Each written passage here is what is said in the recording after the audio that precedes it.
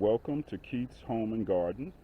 Happy Father's Day to all the fathers, biological, non-biological, everyone who in any way plays the role of father figure.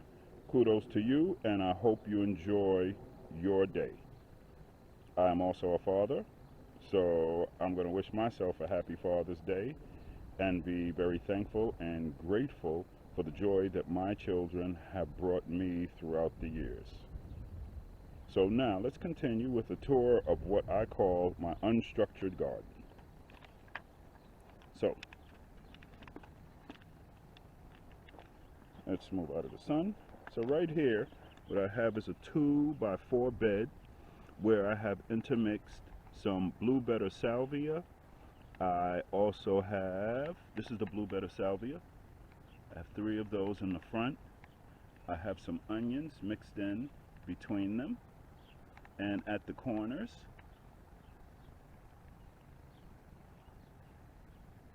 And I have blue fescue ornamental grass.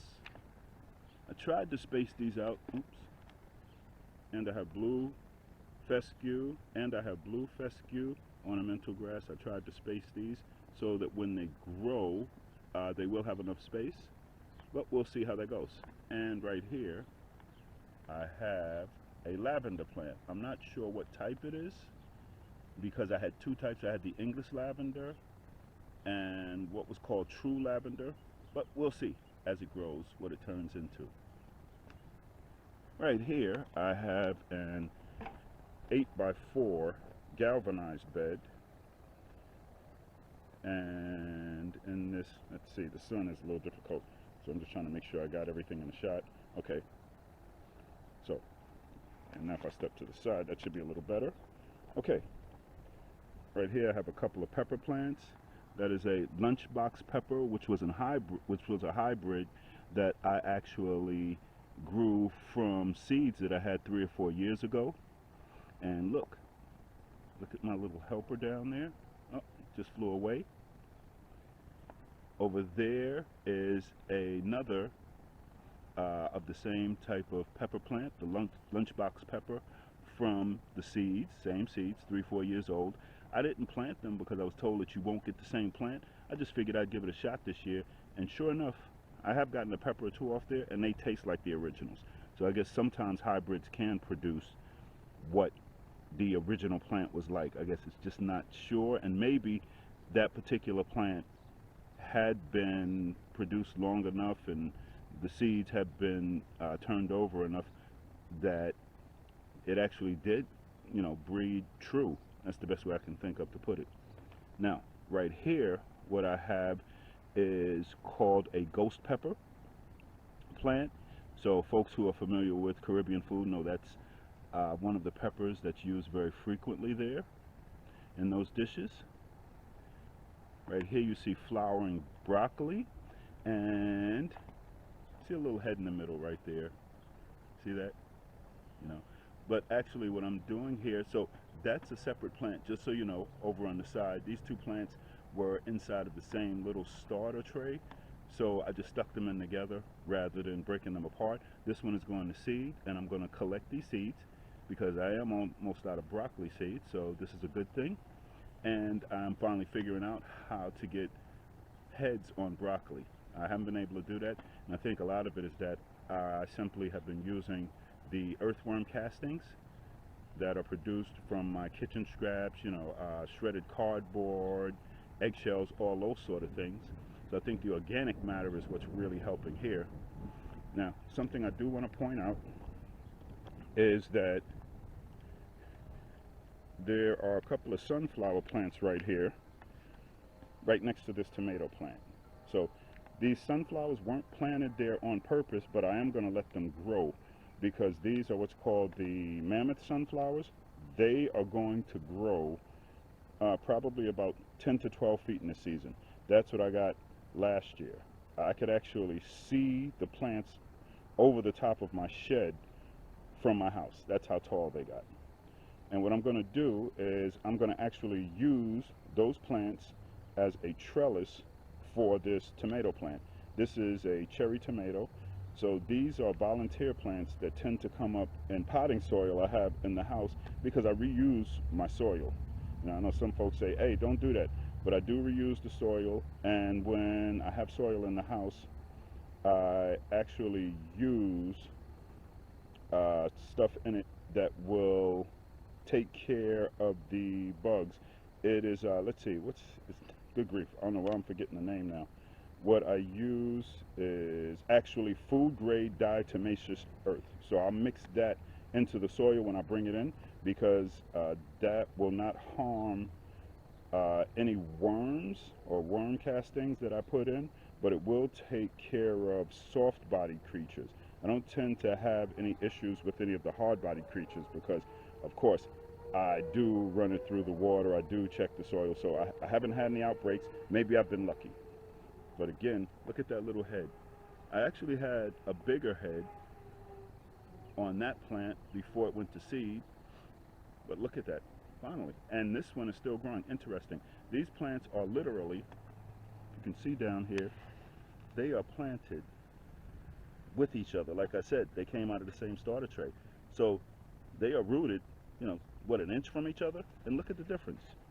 This is interesting. This has a head that went to flower. Smells good though. Wow. I wish you guys could smell that. So now, let's continue on. Okay, here is celery that I'm growing. And again, let's check this out. So we got this celery plant that's huge. We got a celery plant next to it, not so huge. Now, you'll say, well, of course it's being shaded out, but that's not how they started out. They started out at the same size. So this grew faster than that. And that's going to be probably due to maybe my consistency and what's in the ground. Ah, look at that. That's something I wouldn't have noticed normally.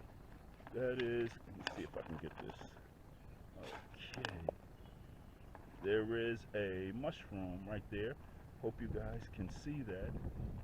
The top of the mushroom is faded, but it tells me I have some fungi in the soil, which I like, and I believe that that's also helping. I don't turn over the soil, by the way, just so you know. I may add amendments, and when I do, I frequently dig a little hole where the plant's going to go, put the amendments in there, and I may put wet worm castings on top. I'll throw maybe the organic fertilizer or the blood meal on top. The only thing I mix in is bone meal. Now look at this. Oh man, wow, this excites me.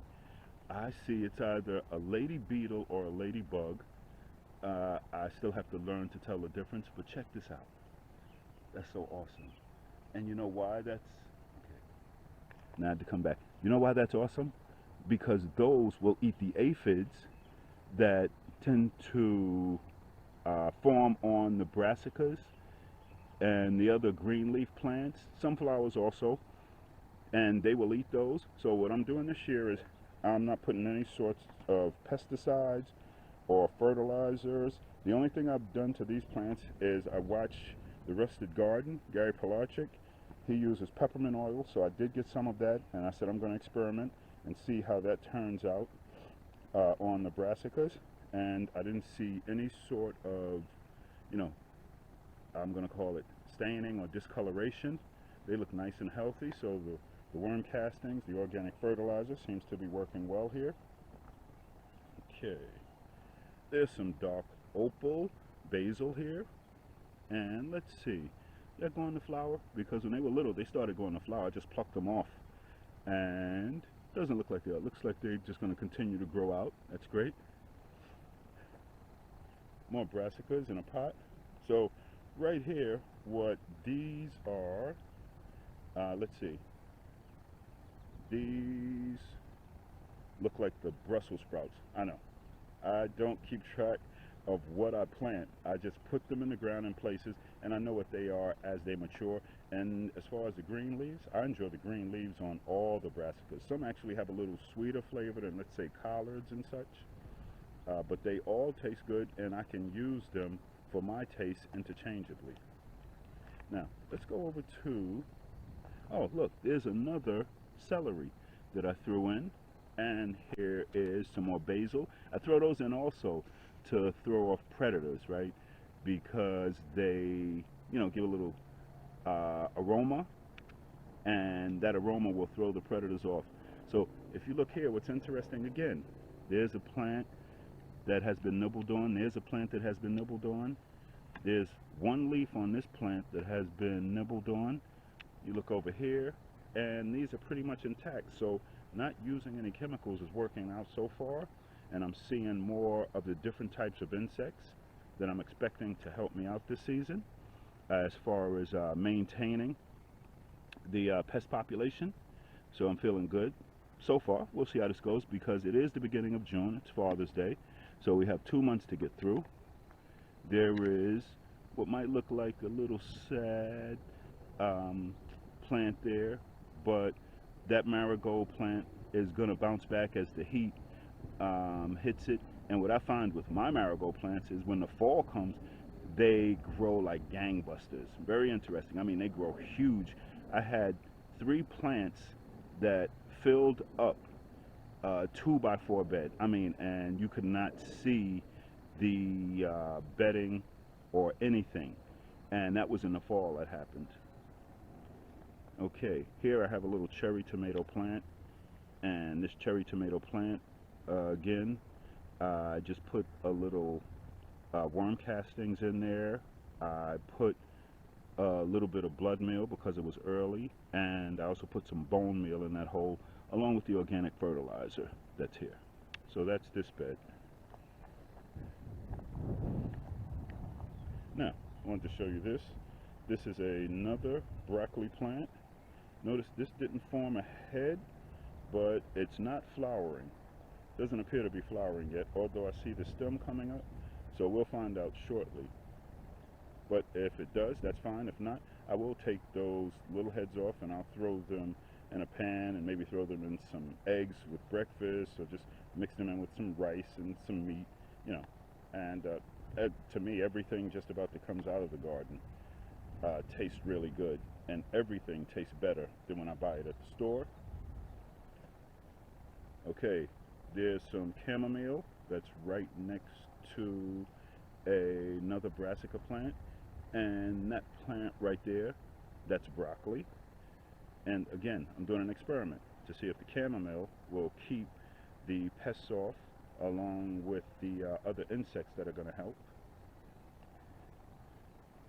There is another brassica, and that one is also broccoli. That one's been eaten, and the plant around it is sweet pea. So I stuck that in. And down here I also have mountain mint, and this is interesting. That's a tiny plant right there, but I can actually smell it from here. That's amazing. So this is because I'm trying to do more as far as native plants in order to help my native insects and such. Over here I have some, let me move a little bit, white alyssum. These I do not plant, so I'm going to pull out those weeds that are interspersed in there. I usually let things grow because I don't know how to identify all the plants, so I let them grow until I can figure out what they are. I see that those aren't going to be flowering plants, so those I'm going to cut down, clean up, and it's going to make more space for the alyssum or alyssum, however you pronounce it, to actually spread, and it'll take up the bed. And those are just from plants that I let go to seed last year, and they just basically populate the little bed again. This is just a 2x2. Over here I have kale, and this is the dwarf blue kale. That was a lettuce plant right there that I let go to seed. And down here you'll see, so this looks like regular grass, but this is actually all my fault. I watch also a guy called, let me see, his name is something, is it I Grow Organic? I hope I got that right. And he uses rye in order to bring some nutrients into his bed, specifically nitrogen, because they're nitrogen fixing. So I put some in here, and then you're supposed to cut it down, which I did. All of the what you see mulch there that's brown, that is all rye that I cut down, but I didn't get all the roots, so it comes back. I cut it down, and I think that that's what's going to be happening this whole summer. I'm going to be cutting it down, It's gonna actually end up getting watered in by the rain and my water, and I'm gonna have nutrients there. I do water this, and I have put fish fertilizer once on this. These are sweet potato vines. I have a bunch of them, but I don't really have great hopes for these. I got some tiny sweet potatoes last year, but we really don't get a lot of heat, and I'm not so good at it yet, so I will figure it out eventually, but I'm just not there yet. Okay, there we go. That was a hollyhock. I just pulled that out because these didn't do well. I found out that they're biennials. I didn't know that, so I just pulled them out and stuck them on the side, and this one just continued to grow, so I'm leaving it. Okay, that's thyme, and look at that. I don't know if you can see it, but there are all kinds of little insects there. Now, I look at these, you probably can't tell, but some of the insects, if you can even see them, look like flies or gnats. Those are actually little bees. So this plant, along with the alyssum, attracts little bees. And those little bees do a job in the garden also. They're all over here. You may not be able to see them, but they are all around this plant. And that's also why I like the herbs. Even if you don't grow other plants specifically, those herbs, when they go to flower, they will attract a lot of other insects good to your garden. Right here, I have some blanket flower. These were old seeds, so I threw them in. Said, okay, I'm going to let them grow out, because I had one plant that would come up every year, and I said, you know what, I'm going to give this sucker a chance to survive. So I threw the seeds in, and I moved the old plant in here also. Back there were some bachelor buttons, but it seems that something really likes those, because it's eating them. They're not dead, but they're not going anywhere. There is a hollyhock. You notice lots and lots of buds on this thing, but the flowers have fallen because we had lots of rain. Okay, here what I have is, oh, this is, hold on, I gotta think about this. This is specifically for the monarch butterflies, and this is common milkweed. That's what that is. That's common milkweed. I got some of those to sprout, so I dropped those around the garden in different places. I have to remember what that spreading plant is. I feel like it's lupine, but I'm gonna have to check on that. And here I stuck a blue better salvia in just to take up the space. And in the back, in between those bachelor buttons, is a little, oh, look at that, there's a bee right there next to the camera. Those bachelor buttons, there's another common milkweed. I just stuck that in to see how that's gonna do. Okay, right here, these are French carrots. They grow like a small ball. They get to the size of a golf ball. They're very, very good, and I have some space in there, so I think that what I'm gonna do is just stick some bean plants in there. Not so much to get a lot of beans, but supposedly they grow well with the carrots. I guess I'm gonna find out. And here I have the larger variety of carrots. See the difference between the size of the leaves? These are growing like crazy. And there's a mushroom. So it's been wet. There's some fungi in there. We'll see how that affects my carrot production. The best carrots I've actually had was when I actually let stuff stay in the garden because I forgot about it, started to dig up, and came up with some huge, thick carrots when the spring came. Right here is echinacea. I have that all over the place because they just drop seeds and they grow very well. Now this is kind of like my overflow space here. So right here, what you're looking at is a stevia plant. I had 4 or 5 of those sprout out of about 10 seeds. So I have those spread in different places. Right here is, right there is lavender. There's another stevia plant. There is some blue fescue, and it's interesting that the blue fescue is growing larger in this overflow little pot than it is in the ground, probably because the nutrients in here might be more appropriate. Same there, and the soil is probably looser because we have clay soil, so even though I may put soil in the holes and put the worm castings, this is going to be softer than what's in the ground, so it takes those plants longer to get going. Look at that lavender, that's growing nicely. And of course there are a couple of tomato plants there that I stuck in. Okay, I did try some winter sowing, and one of the things that I winter sowed was that common milkweed. I also tried the blood milkweed, and there was another type that I tried. They didn't come up, but the common milkweed came up pretty well. I'm going to stick these around. I don't mind growing these here because I can actually put those into the ground later in the year. That's actually rosemary. I've always had trouble with that, but I managed to get 1 or 2 seeds to sprout, so I'm going to try to grow that out.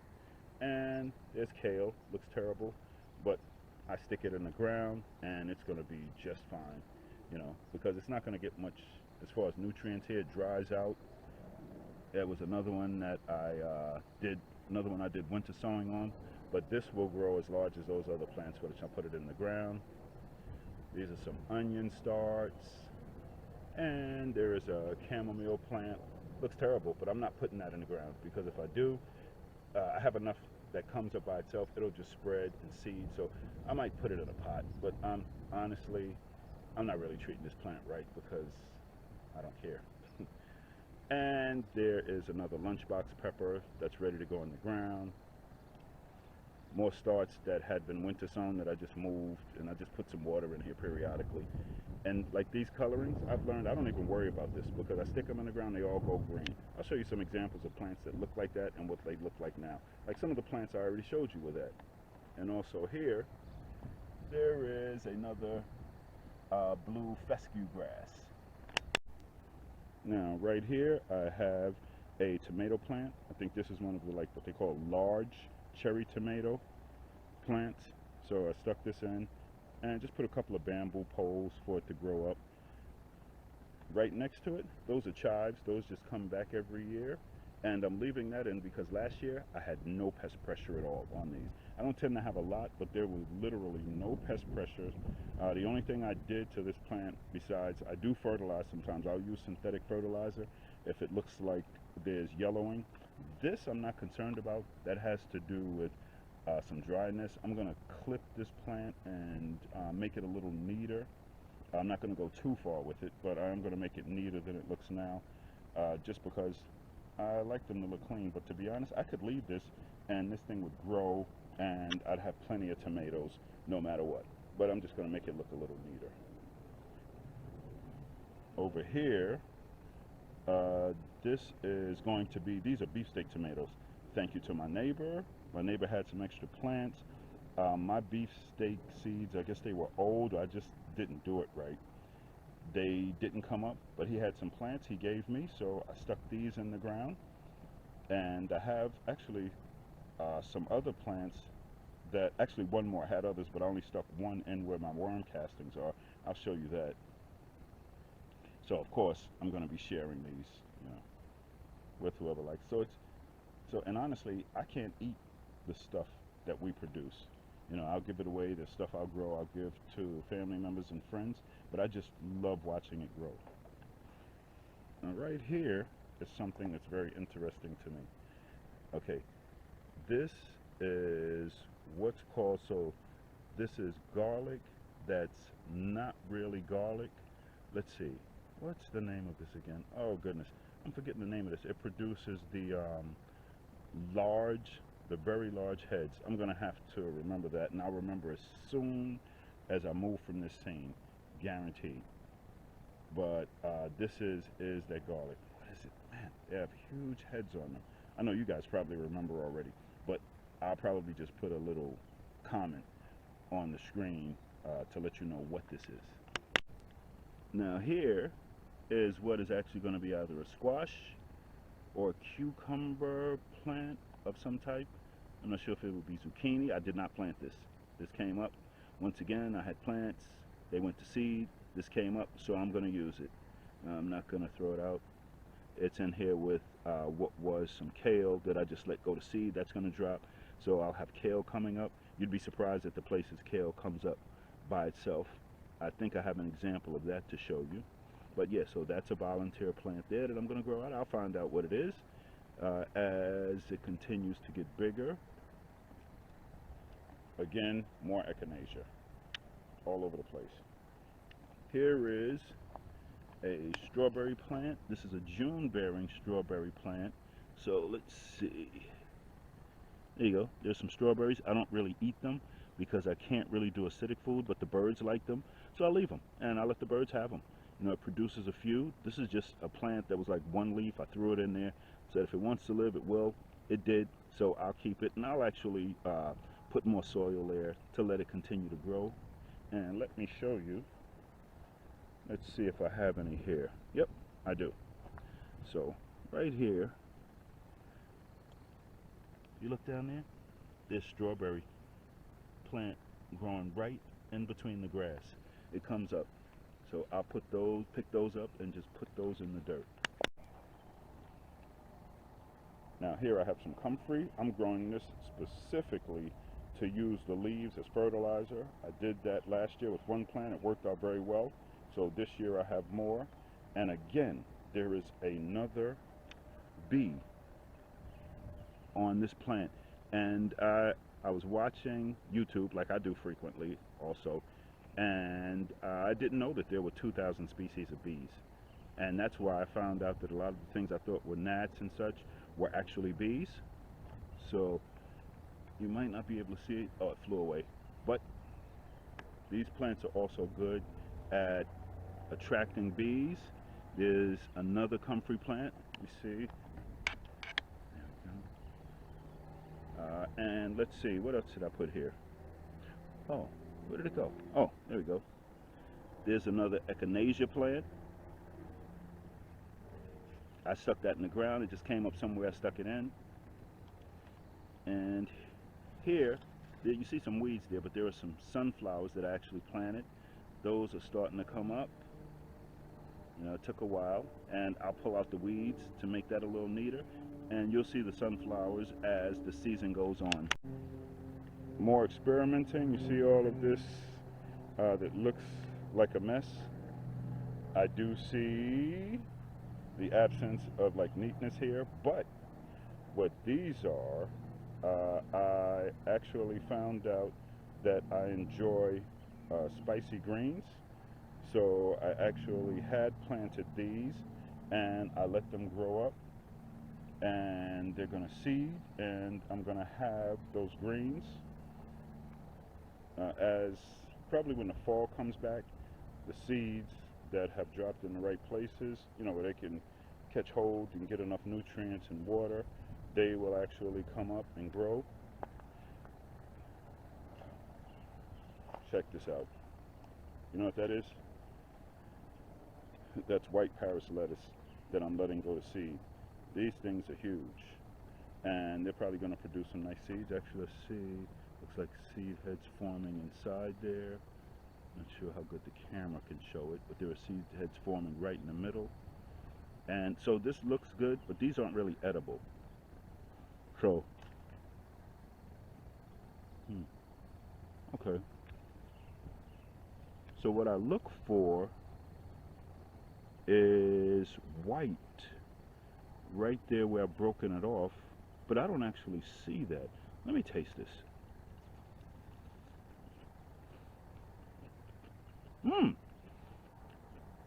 Okay. This is actually still very edible. It's not bitter like romaine lettuce is. So I think that I'm going to chop one of these down today, leave the other one to flower, throw this in a salad, and mix that in with some spicy greens here. And look there. Look at there. You see from before, mustard green plant. Looks terrible, but look at it. It wants to grow, and it is growing. Look at that. Can you believe that? That happens every year. That's what amazes me about doing this. There are things that just come up by themselves. And there is another milkweed plant that I put in because I really want to see the monarch butterflies and help them on their journey, you know, when they're migrating north and south. We'll see how that turns out.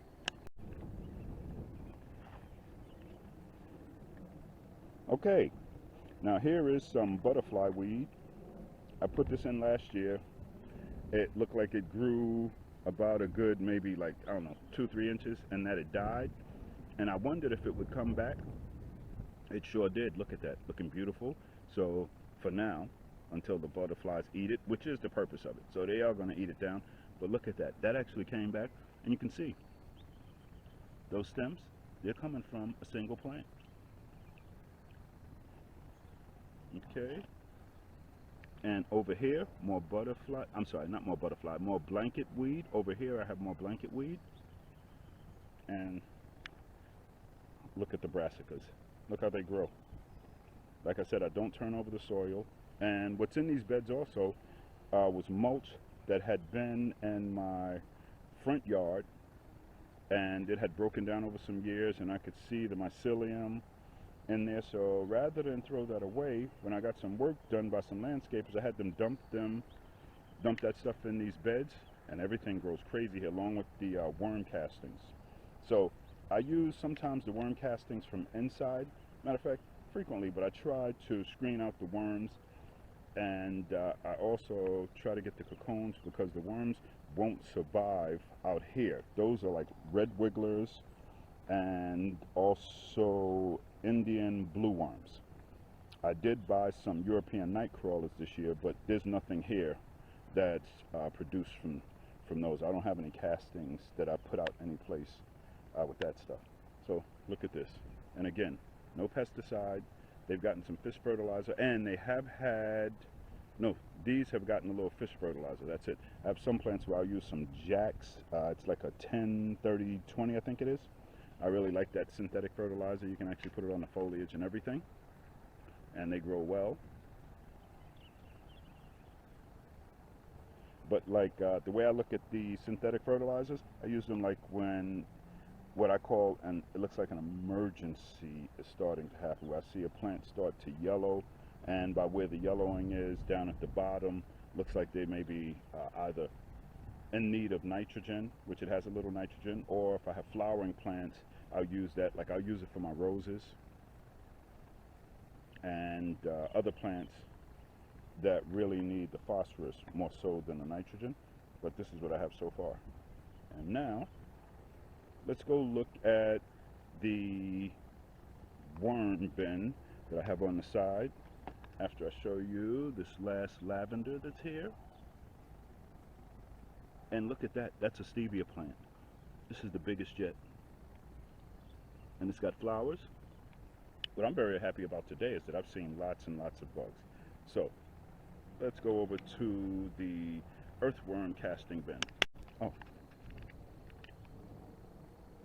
I almost forgot to show you. I have an insect hotel. And guess what? I just saw bees and such. They are going in and out, so this is good for solitary bees.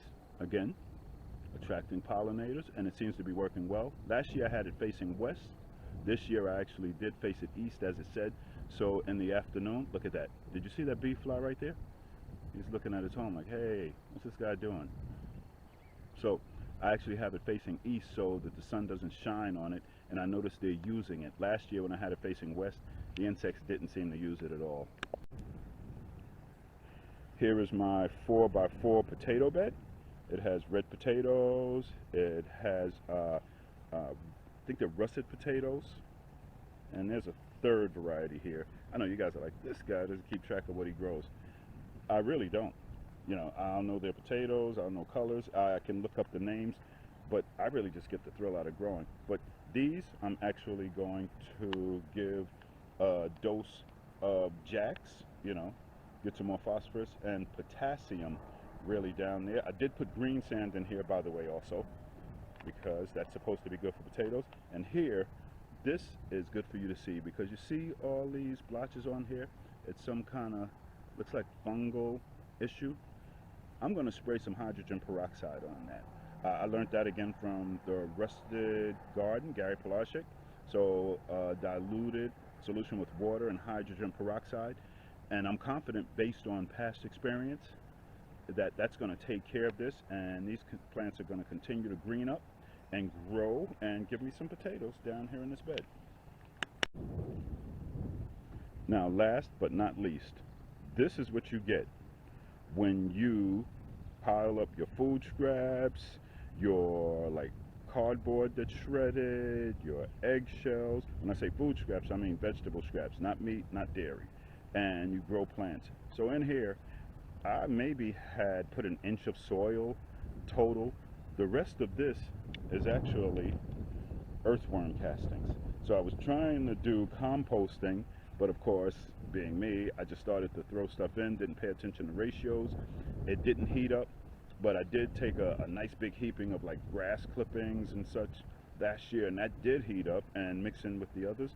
This bed has not had any fertilizer or bin. I just decided to stick the plants in there because last year I had cucumbers that grew crazy in here. So if you look, there is no fertilizer used, and look how huge these things are. These are huge. Also, when you hear that you can't grow or think that you can't grow certain plants together, look at this. I have a tomato plant that's getting flowers right next to huge brassicas, and look at this kale. And this is going to grow. And you know, tomato actually will lay down and just grow, and it'll hang over. I'll end up putting something in here to trellis it. I just wanted to show you, this is what you can get by using your old eggshells crushed up, your vegetables that are crushed up, and you know, fruits, you know, stuff that you would normally throw away, shredded paper that doesn't have color, and you know, like those toxic inks. This is what you'll get. And of course, I got my little buddy here. Hey Max, you're gonna show people the ugly part so we can see. Hey Max, hey buddy, hey, yeah, say hello to the people. That's my little buddy. Hey buddy. And look, I want to show you something over there that you may or may not have noticed. This is a red Russian kale plant. I did not plant this. If you look at where it is, it's in like a place that's in a corner right next to my deck where I kind of have that bin with the worm castings I just showed you. This just sprouted up on its own right here. And look, it came up through the gravel. That's why when I say plants want to live, they do. So I'm gonna let this grow. And it's in a spot that is shady for most of the day and will get sun towards the end of the day. So I'm gonna see what comes of it. I see something's been eating it, and the truth is it's probably Max, my dog, because he likes kale. And I noticed last year I had a plant that I just left in a pot. He would come and he would just eat off of that. One of these pots right here. Yep, this was the pot it was in. So there I just have celery, and that's a Brussels sprouts plant right there. You wonder why I have so many Brussels sprouts. Do I love them? I like them, but the reason I have so many plants is because I kept failing. And when I fail, I'll throw out a bunch of plants to see what grows where, and I'll know where to do it the next time. So that's what this is. So that is my little tour for today. And again, I wish all of you a happy Father's Day.